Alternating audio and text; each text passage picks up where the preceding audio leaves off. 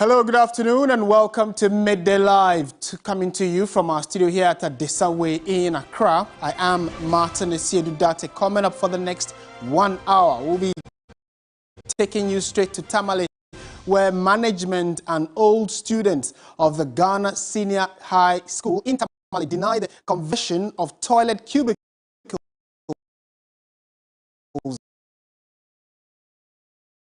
into dormitory students a day. Housemasters were interdicted. We'll give you details of this particular story in a jiffy. Also, the bulletin: family of 28-year-old Albert Donko, who was killed by the police in May 2022 at Nkuranza, reject the findings which confirm he was an armed robber nearly a year after the incident. And elsewhere on the international front, we know that the international community is asking Sudanese officials to stop the infighting, which has entered its third day today, all in the need to get power.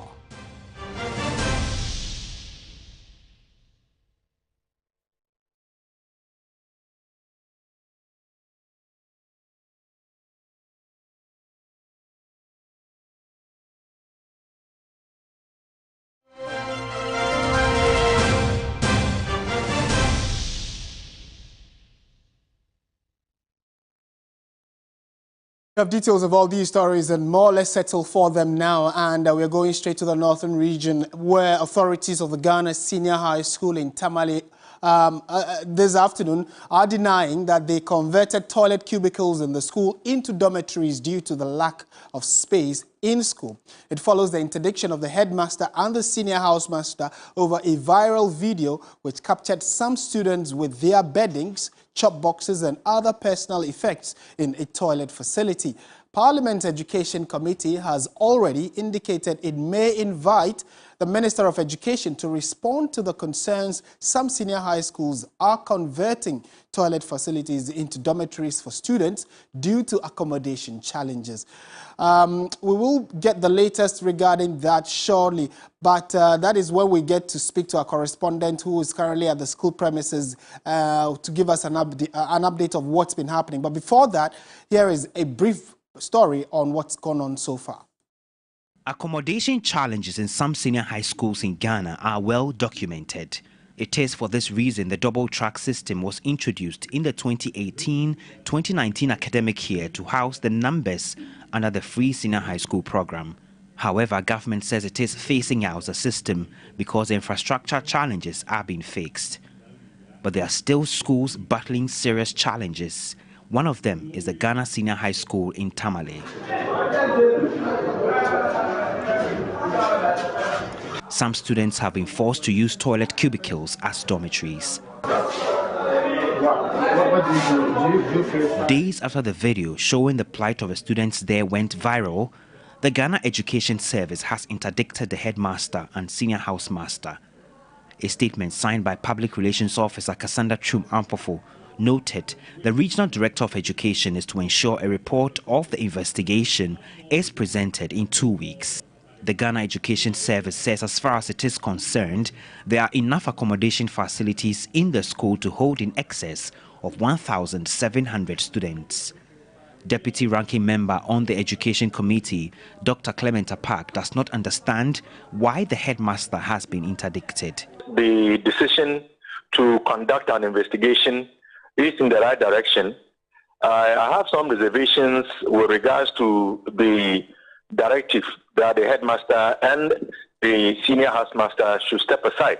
This is not an issue that should request or should require an interdiction. If the investigation is conducted and indeed it turns out that it is as a result of the fault of the headmaster and the senior housemaster and any action is being instituted against them, I wouldn't have a problem with that. But for now, I don't believe that we ought to place the blame entirely on the doorstep of the headmaster and the senior housemaster. He maintains the issue at Ganasco is not an isolated one. At the WA Senior High School, some students are equally using toilet cubicles as dormitories. I've seen pictures of the dormitories, their current state, the state in which you people are living in this school. That shouldn't be. For Dr. Apak, an audit of all the schools is required to understand the extent of the accommodation crisis. He says Parliament's Education Committee may have to invite the sector minister to respond to the concerns. I think this is a matter that should certainly capture the attention of the committee that I am a deputy ranking member on. And I say so because since that video came out and went viral, I have received reports, although unofficial, indicating that the phenomena that we are witnessing in Ghana School, which has warranted this interaction, is not exclusive to Ghana School. I have received information to the effect that there are other schools where similar facilities that should be serving as toilet facilities and washrooms have been converted to dormitories, or students are living in those spaces as dormitories. So it tells me that the issue is bigger and it is not just confined to Ghana School. And for that reason, the Committee on Education ought to be interested in what is going on as far as our secondary schools are concerned.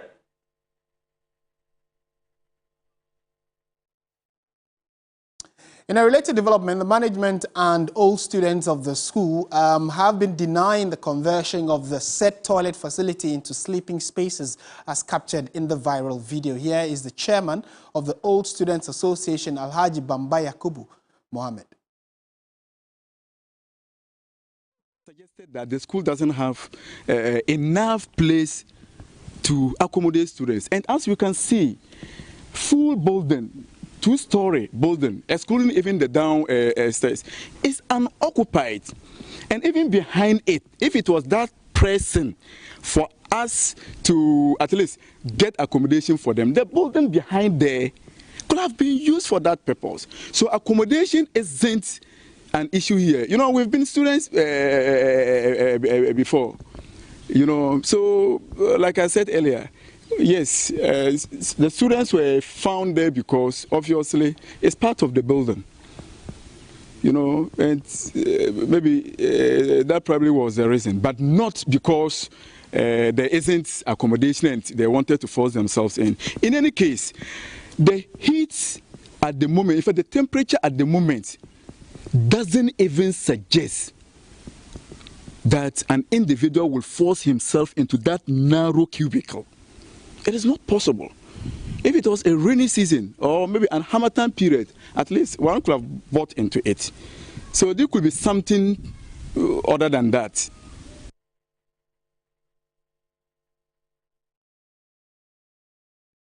All right, so let's speak to Christopher Mwako, who is our Northern Regional Correspondent. He's joined us for an update on this particular development. Chris, good afternoon. Thank you for your time. First of all, which specific school are you in and what can you report? Yes, so Martin, I'm currently at a Ghana Senior High School where the incident concerning some conversion of toilet facility into sleeping space for some students came up over the weekend. And coming here, a lot of the stakeholders have also been here, talk about the Northern Regional Minister, talk about the Old Students Association, members of the Conference of Heads of Assisted Senior High Schools in the Northern region, and other stakeholders have all been to the school to also see for themselves, one, whether or not the report that has gone viral is true, and also to make inputs into the happenings. But having come here together with a delegation from the Ghana Education Service headquarters who have commenced investigations into the matter. What they have been saying is that the school has enough accommodation to accommodate a lot number of the students. So the information that has gone out there indicating that there is no enough accommodation, and that has forced management of the school to convert a toilet facility into an accommodation space isn't true. The said accommodation space where the students were found, according to management and the Old Student Association, has not been in use. That particular space has not been in use for several years, since the 1970s, when the building was constructed. And so students always leave their chop boxes, their bags and other materials there when they are going on vacation. And so when they were going on the Easter break, some of them left their items in that particular cubicle. So to say that it's because there is no accommodation, that is why enough accommodation, that is why the space has been converted into a cubicle for students, that information isn't true. All right, so Chris, let me see if I understand what exactly the school authorities and the old students are saying.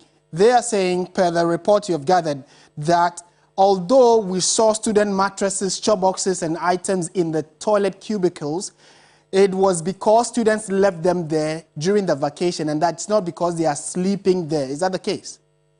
Exactly so, Martin, because that particular space, if you go there, I have had the opportunity of entering that particular cubicle, and the cubicle space is very small, even though they have two cubicles that the some prefects are occupying, but they are bigger space for the a bed to be there. But the other side of it that was supposed to be for a toilet facility, that space is only being occupied by chop boxes and mattresses. And according to them, that has been the tradition. When students are on vacation, they need enough space to keep their items there. So some of them have resorted to keeping their chop boxes and bags there for safety. And Chris, we also know that it's not just the school you are currently at. We have heard reports that other secondary schools have reported similar issues. What is the story? How different is their story from what you are getting from Ganasco? From the Tamale So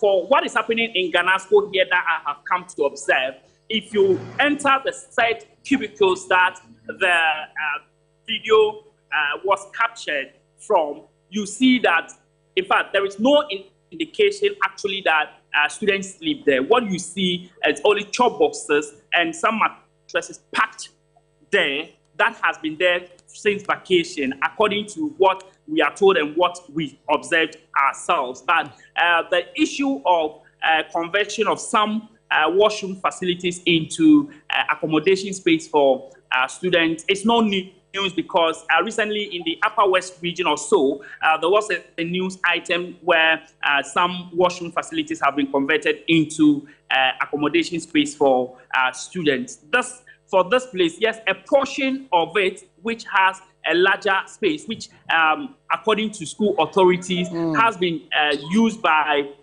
some prefects. 4 prefects in that house have been occupying that space, but that is not part of the particular space that the video captured as being used by students, which was originally meant to be serving as a toilet facility. Okay, so in conclusion, what next? These authorities that have been there, we are told Parliament is also interested in the subject generally.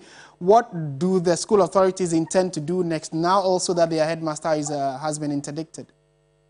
Yes, so investigations have commenced. A delegation from the GES headquarters are currently in the school going about their investigations together with the Northern Regional Directorate of Education to unravel some of the issues. Now, apart from that, the issue is that the school authorities maintain that they have enough accommodation because they have 2 Get Fund projects that they have moved some of the students to, and they have a 3-story accommodation that is left unused. And for them, if they have any accommodation challenges, they would have been using that 3-story facility. So now that investigations have commenced, the delegation from the national headquarters have declined commenting on their findings to us, but they are assuring the school that they will do a just job to ensure that the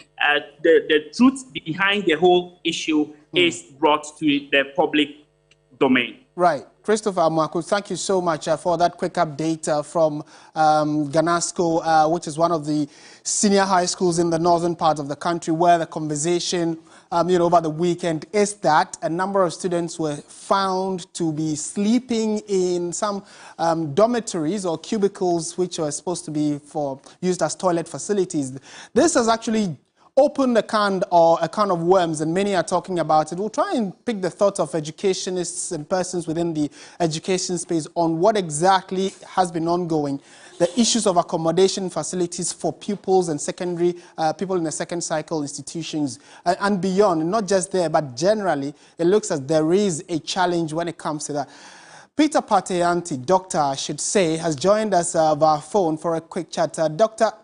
Anti, as the Executive Director of the Institute for Education Studies, I'm sure these kinds of concerns have come to your desk a number of times. What are your preliminary thoughts on what we are hearing from Tamale, Ghana School, etc.?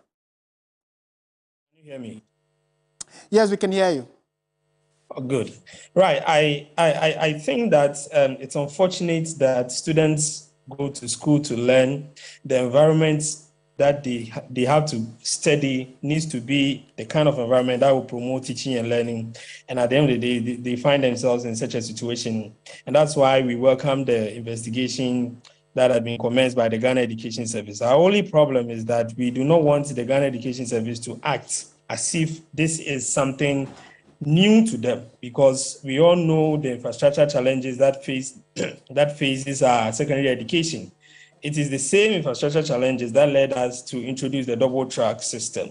And while we have improved on that, we know that most of our secondary schools still struggle with these kind of challenges. So they should use the same energy that they are using in solving this or looking into this particular issue to providing infrastructure for the other schools that have not come to the limelight, because this is just a little aspect of the bigger problem of our secondary education in the country. And finally and briefly, we know that concerns of accommodation do come up every now and then, like you've indicated. The interdiction of the headmaster and the senior housemaster in the last few days, how is that going to help in this investigation? Since the story we are also getting seems different. We are being told that the images we saw in the video are just students who are keeping their items there and do not actually sleep there, as we are made to believe. What's your take on that? I think that is why they are doing the investigation. We will know the full story by the end of the investigation. But let me say this, that if it ever happens that students are sleeping there and the senior housemaster is not aware, for a headmaster, you can excuse him because he might not have his eyes all over the place. But the senior housemaster needs to know where each student sleeps in any of the houses or in all the houses on campus. So if it ever happens that the students are really sleeping there, and the senior housemaster is not aware, then that is a big problem of supervision in that school, and the needed actions have to be taken. And finally, the introduction of the free senior high school is also supposed to be a solution or find a solution to some of these challenges. Do you think that since its inception, it has at least brought up some kind of solution to the concern of accommodation for pupils and students in senior high schools? No, when we introduced free SHS, the next thing that we need would happen was increase in enrollment. And that is why, you remember those days they introduced a double track. And I think that a lot of infrastructure have been provided in some of the schools, but it's not enough. We need to do more. And that is basically the problem of GET Fund. The capping of GET Fund is not giving much room for education infrastructure in our schools. And I think that the earlier we deal with that situation, I know a lot of organizations have raised this issue, including NUS. The earlier we deal with this GET Fund issue, the better it will be for infrastructure in our schools, for all of us. Dr. Peter Pate-Anti, thank you so much for your time. He is the Executive Director of the Institute for Education Studies, IFEST. Certainly keeping a very close eye on this development. We would update you subsequently when we do get any information regarding the investigations. Let's talk finance now. And Finance Minister Ken Ofori-Atta has insisted that there is no second round of domestic debt exchange program despite a leak letter which we're told is to the pension funds managers with his signature stating otherwise. Ken Ofori-Atta, however, said that organized labor would need to support the government in reducing its debt burdens, restore the economy back on track. He spoke to my colleague Sani Abdulrahman on the sidelines of the spring meetings, which has been ongoing in Washington, D.C. There is no second round of DDEP. And what we know and that we are doing is that there were some outstanding instruments to work on, and that really was the Cocoa Bills from Cocoa Board, and also the government of Ghana US denominated local bonds, and the IPP debts. Those are just, I would say, continuing work that has been going on since the DEP was closed. And those will continue until we get to an accommodation that makes sense for both parties. I think there was also discussions about the pension funds, which we were excluded. We did indicate the last time of the MOU that we had signed with them, and we should be clear that in the MOU we agreed to pursue mutually beneficial options within the debt sustainability limits, as we continue that. So those discussions continue to be going on, and we're engaging them. So I'm not sure what the interpretation of that to me in the second round of the DEP. So just a little follow-up on that. The Labour is also making an argument that they have investments in Cocoa Bills and in the local dollar bonds. And I want to know the exemption granted them, does it extend to cover their investments in these instruments?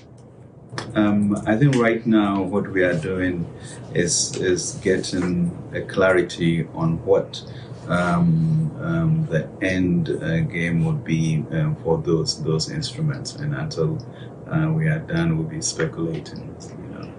And the Cocoa Bills are about 15.5 billion, and maybe under $1 billion for the USD.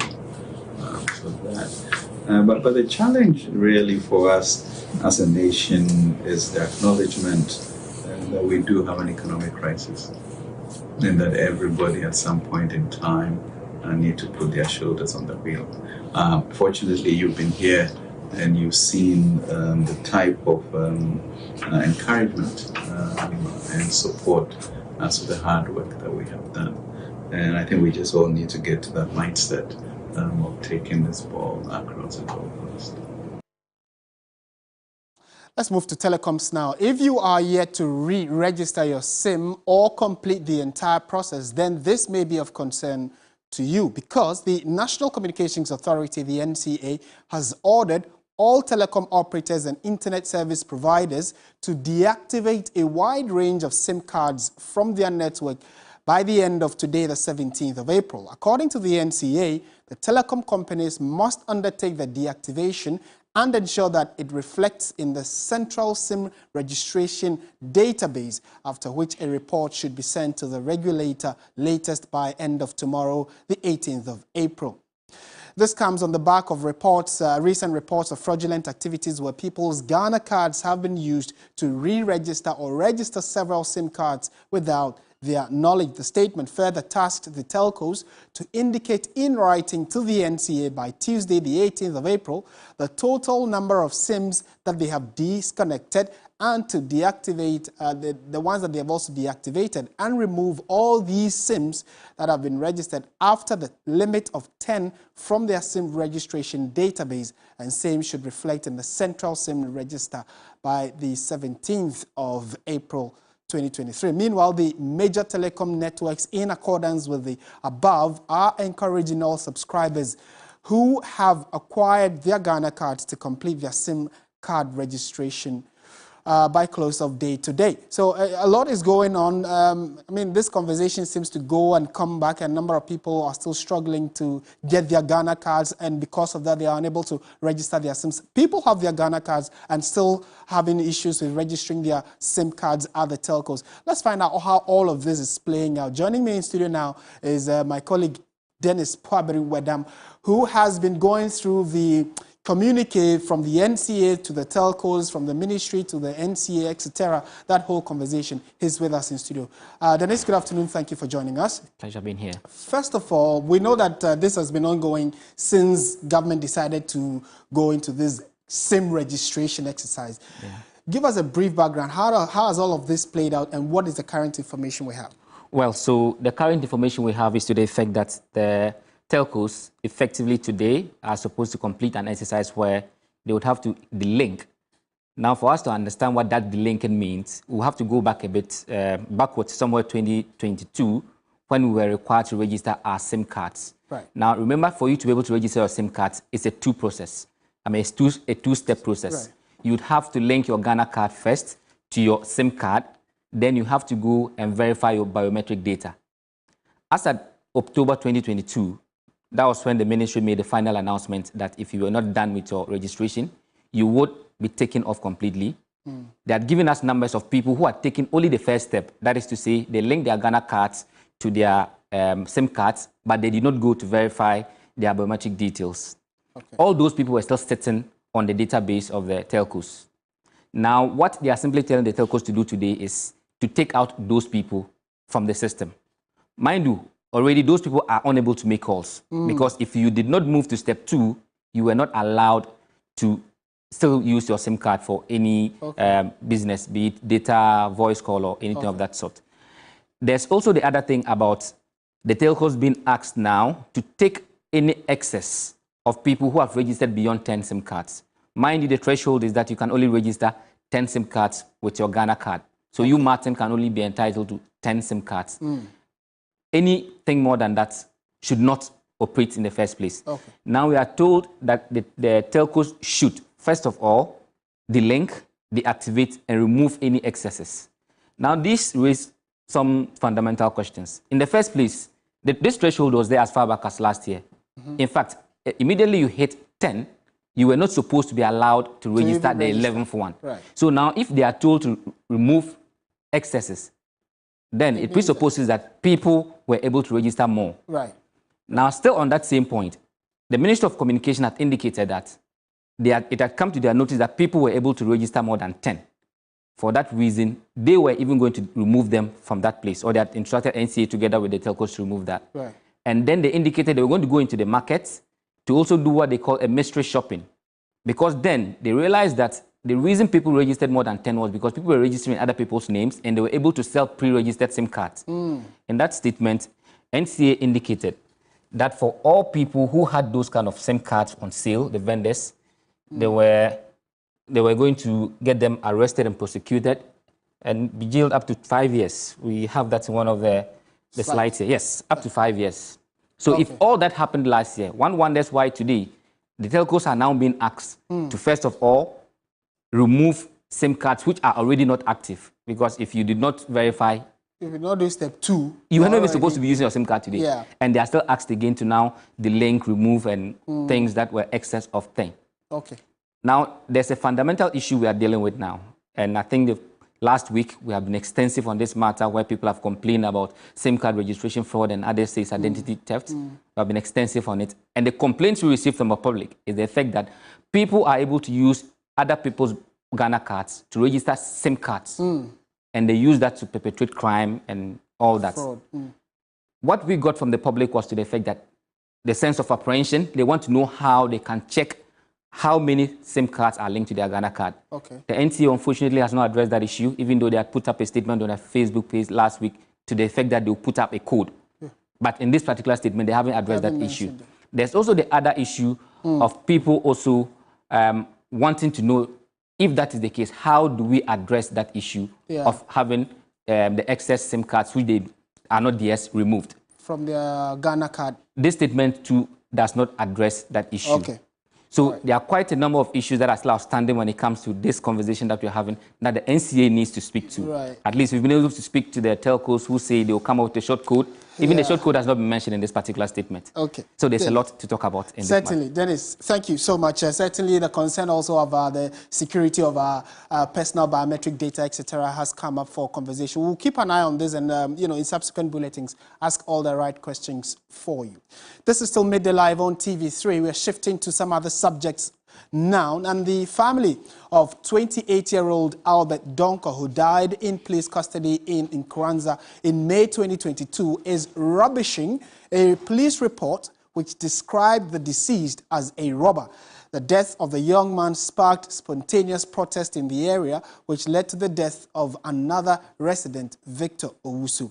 The youth were up in arms against the police over the matter. Almost a year on, the police say it has concluded its investigations and has confirmed that Albert Donkor was a robber.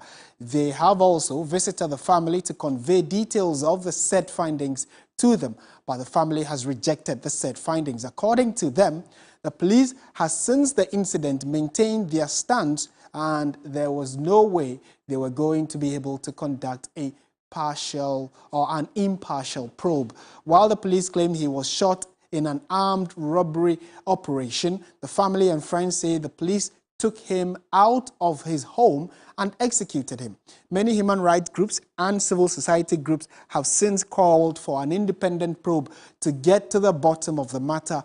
Well, that has also not happened. And on your screens are some of the images that happened in Nkranza in the early part of last year, or middle of last year, when all of this happened. Let's go to the phone lines now and speak to the Member of Parliament for Nkranza, Emmanuel Agyekum. He'll be joining us shortly, but let's give you a brief idea of how all of this has happened. Okay, so I'm told the MP is with us. Honourable, good afternoon. Thank you for joining us. Good afternoon.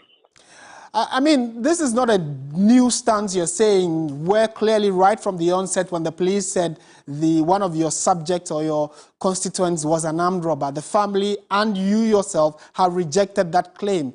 Now they're saying they've concluded their report, and that in that report they are insisting he was a robber. Your take on this latest report?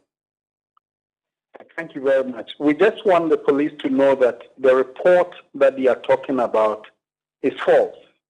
And in fact, the report doesn't exist. The report doesn't exist because they just rushed to the family in Nkranza to talk to them because of what the human rights report stated about Albert Donkor. It is false. Albert wasn't an armed robber. It was rather the policemen who were involved who shot Albert. They are the armed robbers. Albert wasn't an armed robber. And let me tell you, if you read what Daily Guide has written here, the stomach journalism that they brought out, you can see clearly that even what Daily Guide have just published vis-a-vis what the police said to the family is different. The police consistently, they are not even consistent in their lies. They are not consistent. And if you recall, I stated a long time ago that this is exactly what the police are going to tell everybody in Ghana. And they are not smart enough to change the story. It is false. Albert wasn't an armed robber. It was a high-velocity bullet that hit Albert. So we are trying to find out who shot Albert. And definitely it was a police bullet that shot Albert. And it wasn't what... Yes. Right, and the police, so all through this period, the police had been investigating. What had the family or yourself as a member of parliament for the area, what have you been doing to at least put your stand or your position across to show that it is not, what the police account is saying is not accurate? Okay, some of the things we've done is that, you need an autopsy report, even to rubbish what they are saying. They don't even have a copy of the autopsy report. The autopsy report is yet to be sent to the coroner. So they don't even have it. They've concluded a report without even an autopsy report. Because in the case of Albert, they did not allow the police pathologists to work on the body. Because of the first experience, the police pathologists used only 15 minutes to conduct an autopsy on the first one, that is Victor's body, which we rejected and asked for a second opinion. So what they have written, they just rushed to Nkranza and they rushed into the defense to come and say that they've concluded. If they have concluded, if you can call them right now, they should read the text of the report for you to listen. They don't have it. They haven't typed any report. They haven't written any report. And we asked them as a family, can we have a copy of the report? They don't have it.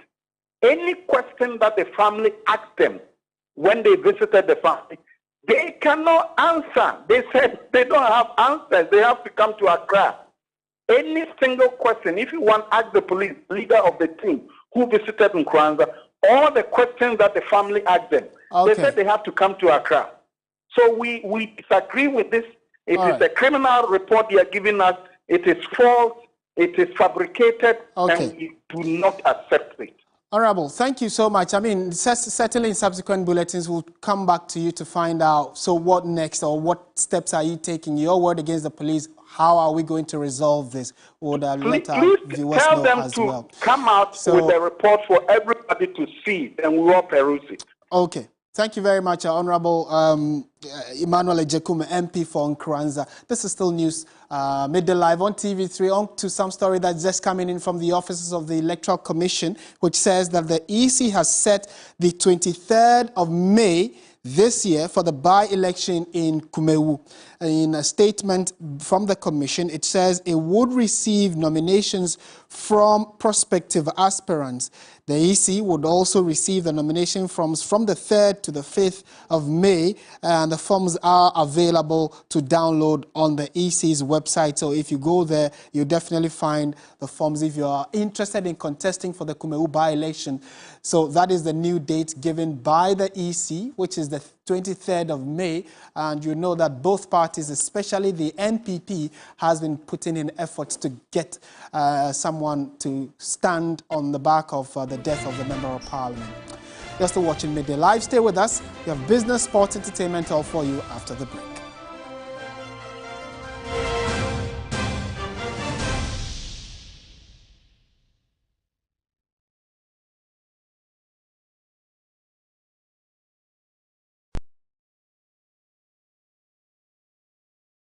Ladies and gentlemen, we're going to demonstrate to you the superior properties of Flamingo paint as compared to other paint brands on the market. We take equal quantities of Flamingo paint and this ordinary paint. We then dilute them with water. And now, let the test begin. The gentleman on the left is going to apply the ordinary paint, and the gentleman on my right will use the Flamingo superior paint. As you can clearly see, Flamingo has the obvious better hiding. Furthermore, Flamingo has painted a much larger area.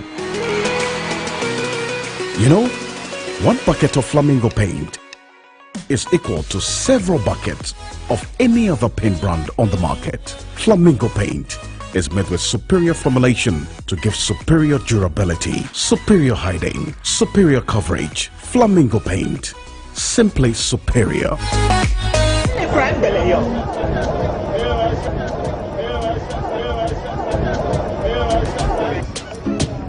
Open your eyes. People fall and they rise. Make you no worry about the things you know we change, the things you know we do today. You go do them tomorrow. Wow, this girl's got talent. You too can change your world. And it's affordable with Airtel Tigo data bundles. Bring your dreams to life with the best data bundles only on Airtel Tigo. Dial *111# now. Airtel Tigo. Life is simple. Everybody knows Acrobato. And if you know Acrobato, it means you know M-Punch Homeopathic Clinic. M-Punch Homeopathic Clinic is my pillar. Let's hear what others are saying about M-Punch Homeopathic Clinic. Who will be careful M-Punch one? Pa! Chesena me ankasa me period na say problems wom. Ntina ma wo ho idea ma me. Papa chesena nya asem ketewa. Na me point no, mo hwe me mogya mu no mo hwe bibia na so mo meduro. Mo meduro me fire no. Ene ma won kra me enu. Foforo kwa na mkwan mu a eba. Head everything yourself. Me ma me no adwodwo eda ho a wontumi nante. And then call endpoint. Or mama nura and then the white dear what me sorry ananti. That's endpoint for you. Hello. Hey, what chair? Okay. A free bra with the endpoint what dance. I'm a choir no. Me just say my name koye and person my name and then Gina Sabema. Now me be here for the hard in You heard everything. I have secret. Endpoint is my secret. Endpoint Homeopathic Clinic. I'm free. No matter where. The capital is always tuned in. In their offices, You actually stayed at before, right? Yeah. Oh, okay. In their retail centers.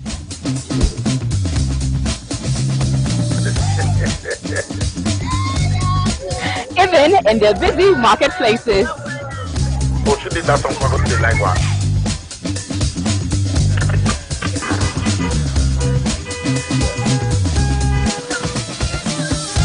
And in their cars.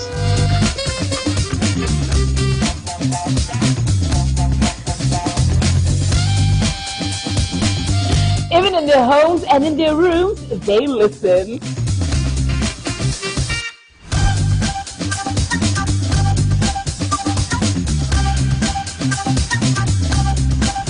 The capital is always tuned in. Yes, we run the city. Here on 3FM 92.7. Your Urban Lifestyle Radio. Join Giovanni and AJ Sapon on 3FM Drive 92.7 Monday to Friday from 2 p.m. to 7 p.m. We run the city on 3FM 92.7, your Urban Lifestyle Radio.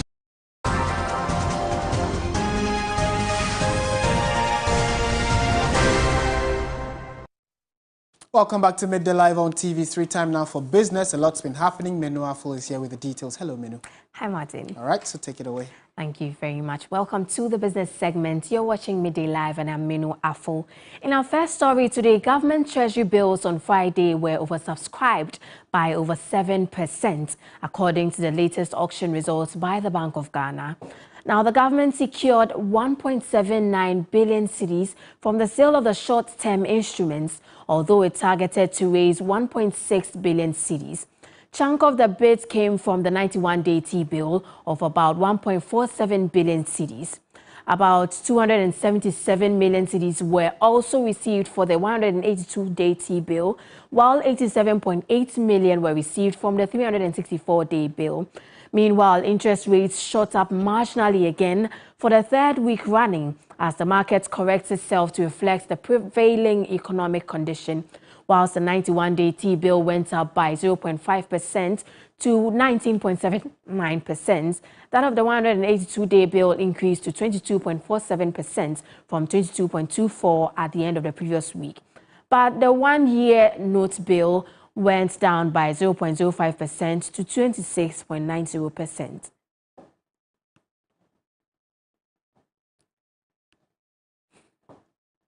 Meanwhile, the Traders Advocacy Group Ghana says traders do not have to reduce their prices despite the reduction in inflation rates. The group, however, maintains concerns that policymakers have not done enough to assist trade facilitation in the country. There's more in the following report. Traders Advocacy Group Ghana, in a press release today, have made known the difficulties and capital losses that businesses have been experiencing so far. The group says that many factors influence drop in pricing, and retailers do not need to reduce their prices and run the danger of capital loss because inflation rate is declining. They therefore urge Ghanaian traders to disregard groups that issue orders without taking into account the traders' perspective on the facts that are to be avoided. Traders Advocacy Group Ghana firmly believes Ghanaians could be saved from price hikes and is calling on government to put appropriate policies in place to reduce the cost of doing business in the country. Now, away from that, economist Joe Jackson has ruled out the possibility of a second round of the domestic debt restructuring program, but says any attempt by government to touch pension funds will be met with stiff resistance from Labour. Reacting to government's plea for Labour to help in bringing down the country's debt service burden, Mr. Jackson said Labour may have to accept the reality that without pension funds, governments will find it difficult to reach debt sustainability. Each time we give an exemption, we're making it harder to reach debt sustainability. At this moment, the pension funds have been excluded. This is that Labour might have to come to an acceptance. Somebody has to pay. And all debt is debt.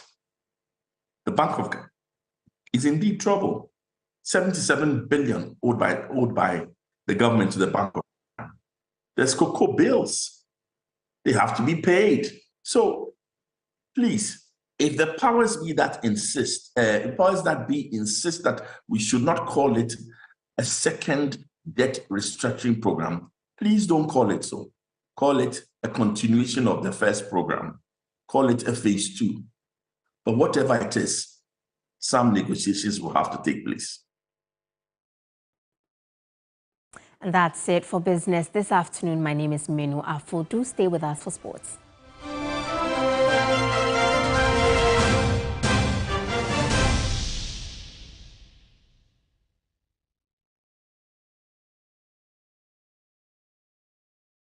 Zest Consult is the best place for your IELTS, SAT, and GRE tuition. The IELTS facilitates study, work, and live abroad. The SAT and GRE facilitate study abroad on scholarships. Zest Consult has an amazing track record of training around 4,000 students, nurses, midwives, and many others who have excelled in these examinations and realized their study and work abroad dreams. Contact us if you really want to study on scholarship. Zest Consult also provides real estate, automobile, and IT solution services. We can help you buy or sell lands and buildings and rent office spaces or accommodation. We can also help you obtain a car loan or buy or sell a car. If your institution needs a stunning website and amazing software, then contact us. You can call or WhatsApp us on 0555 631 633 or 050 909 2330. You can locate us at Kumasi Cultural Center and the Chamsume 5 inside Willas Towers. Zest Consult, excellence is our hallmark.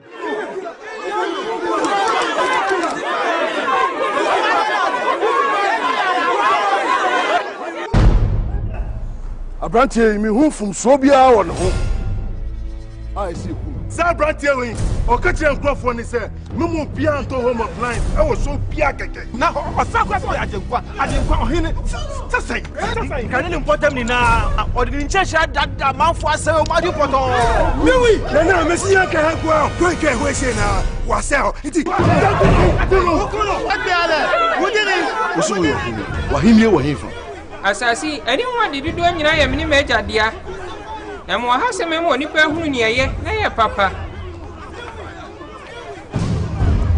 ne na ye papa ani so nipa beto ni home appliances nyina wo kafam eso se woni wonye mim so fa so pe istay kafam sorte atete woni ma no so akodu 65%. TV kese pa no boy se enso o ma sorte o ya TV kese wa hifia oni ha yeah, Abrantie me bisamu a obi antimi ka kire me de ntie se me kuno. Ensam o ka no susu to aso. Afi wei ye de Yesu hu be che no. If so kan sempa. Afi foforo no ye be dwe. Maka famfo enso to. Anyhow. Hello? Kafam. Uma sorte Ponto Pilato mame. Ah. Digital Zacchaeus, Michelle Kofaka from TV Kasian Bremi.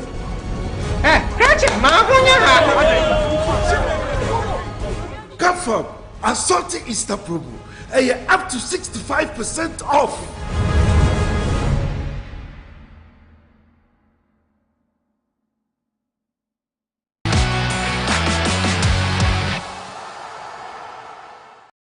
Come back to Midday Lifetime now for sports. Reku Ampofo is with us. Reku. Good afternoon. Well, thank you very much. All right, Martin. so you can take it away then.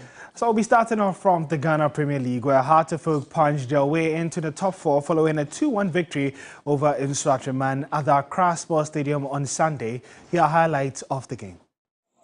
Lendam Tange, he scored 1 goal already for the Phobians in this season. It's a beautiful connection, and it's an own goal. Lendam Tange, Bayfi, brilliant control, and it's a good pass to Lendam Tange. Obijuna is arriving, and it is Bayfi. It is Bayfi, and Bayfi scores the second for the Phobians. Amankwa Bayfi, the brightest spot for Hartlepool this evening, gets on the score sheet. Kusi goes down the right side. Here is Imano Kote. That's what to keep it in. He sends a cross. Samuel Ofori heads it down for Nania Kwame Jr. Ofori pulls one back for Instructorman. They've halved the deficit. It's House 2 in Swatchaman 1.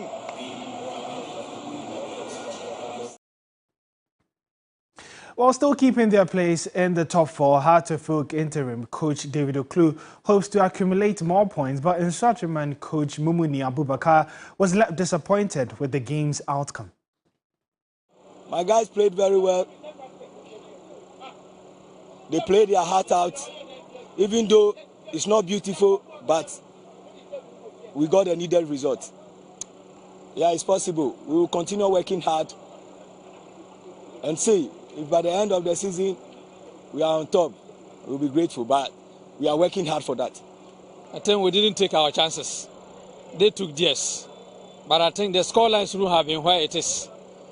Had it not been poor officiating, I think the referee is not on top of his game.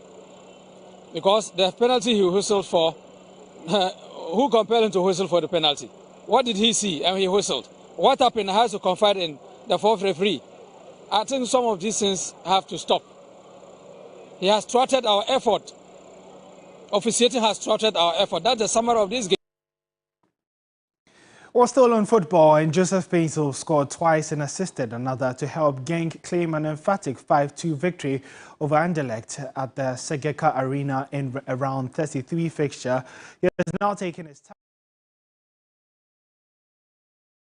making him one of the best performing Ghanaians in the past year. The 25-year-old recently featured for the Black Stars in the doubleheader against Angola in the 2023 Africa Cup of Nations qualifiers when he assisted Osman Bukari's goal in the fixture in Luanda. He was subsequently named man of the match for Genk this weekend.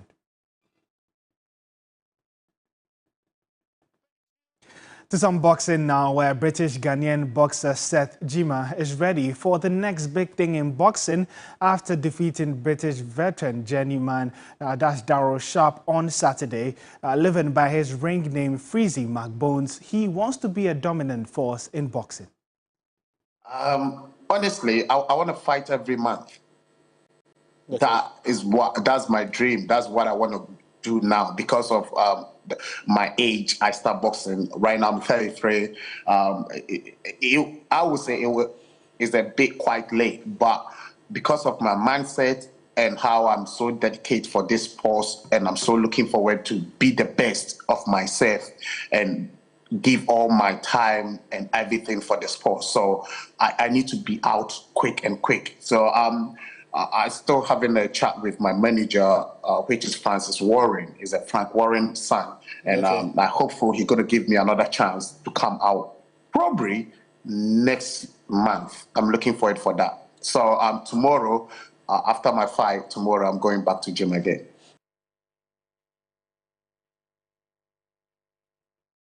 Well, we do have more on Freezy McBones and his lovely, interesting story that you would want to hear.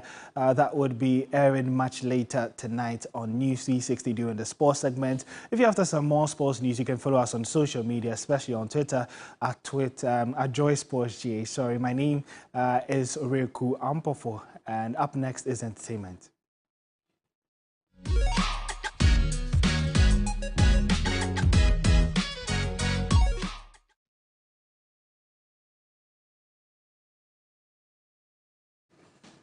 Time for entertainment, and yours truly is here. Hello. Oh, so yesterday, Talented Kid. I was really excited about it. It was a delight to watch. Yeah, I think the crowd enjoyed themselves more than I promise. They were even more excited than the winner and her mom, but Absolutely. It was all in good faith. Yeah, give us details. So some details of the happenings yesterday at the Talented Kids grand finale. Mother of Talented Kids season 14 winner Abigail is elated about her daughter's victory. Now the proud mother is convinced dancing will take her daughter far and is committed to pushing her to higher heights. She spoke to 3 Entertainment right after the crowning moment. Kids season 14 is Abigail! How did the journey start for you guys, despite all the challenges that she had? It's not easy at all because she's having the ear impairment. We find things very difficult, but today God has made it so wonderful. So we thank God. We thank God. We are really happy that she won. Well, what does this win mean to you? It means a lot because she have been going through difficulties, communicating with her friends and others, the way she can't hear well. But at least she was able to dance to the music and everything. So it makes it so unique and special. Yes, I'm really happy. What is next after this one? Oh, she loves dancing. So we'll make sure we'll help her to do what possible best through the dancing. I think dancing will take her to the higher ground. All right, thank you. So what do you have to say to everybody that supported the team? I thank everybody, those who have supported us, Honorable Sam George, our ministers, our chief, and everybody who have done a lot for us. We thank them all. Definitely a rare talent there, but also some more stories. CEO of 3 Group, Media General, and a VGMA board member, Francis Doku, has expressed excitement at the massive turnout at the VGMA Experience concert, which took place last Saturday at the Ho Sports Stadium.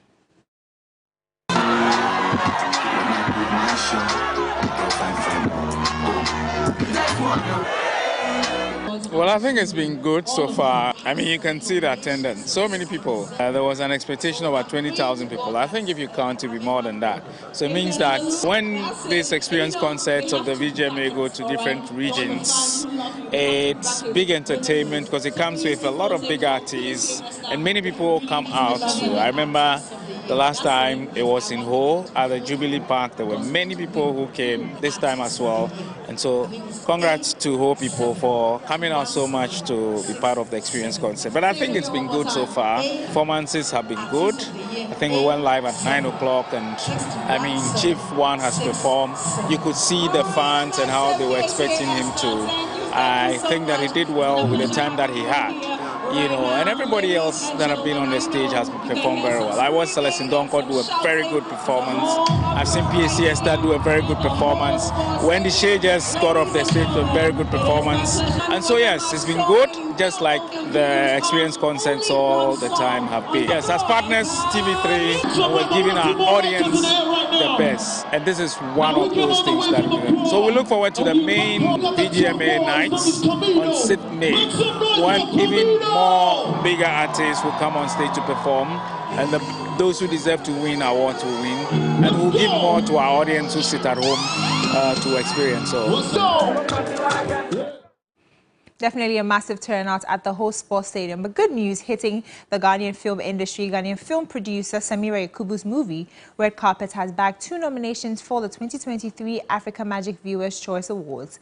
Now, Red Carpet was nominated in the Best Movie West Africa, with actress Rosalind Ngisa grabbing a nomination in the Best Actress in a Comedy Movie or TV Series.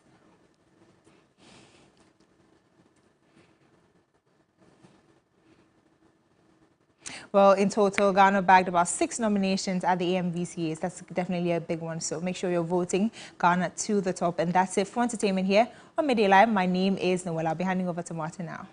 Merci beaucoup. Thank you very much. Let's find out what's happening on the international front. Explosions and gunfire have been reported this morning in Sudan's capital, with fighting in the country in its 3rd day. Today's hostilities are centered in the city's Republican Palace, Army Command Building and International Airport, according to local reports. Almost 100 civilians have died during this round of violence, which began on Saturday. The fighting follows a rift between 2 men, the head of the army and the leader of a rival paramilitary group, the Rapid Support Forces. Regional lead government and the US and UK have issued fresh calls for the fighting to end. And that's how we bring the bulletin to a close. Thank you very much for watching. Our website, 3news.com, has many more stories for you. Have a good afternoon, and as always, stay positive. I am Martin Esiedudati. Bye for now.